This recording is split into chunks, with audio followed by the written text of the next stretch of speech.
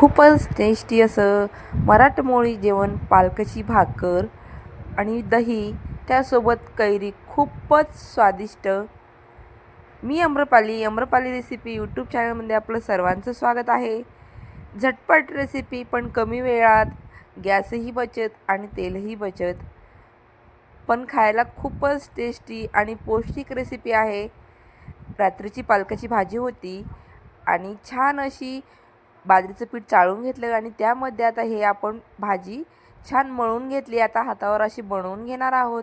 कमी वेळात पण खायला खूप पौष्टिक आणि खूप जुनी पद्धत आहे ही रेसिपीची. तुम्ही कधी खाल्ली का अशी भाकर? मला नक्की कमेंटमध्ये सांगा. ही अशी हातावर भाकर बनवून घेतली. चवीपुरतं मीठ आणि थोडीशी तीळ आता टाकून घेतली भाकरीवर. आता ही छान परतून घेऊया. बघा, रंगही छान येतो आणि खायलाही खूपच टेस्टी अशी खमंग आहे ही भाकर. एकदा तुम्ही नक्की बनवा. आपली ही रेसिपी तयार झालेली आहे. व्हिडिओ आवडला तर लाईक करा, आपल्या चॅनलला सबस्क्राईब नक्की करा.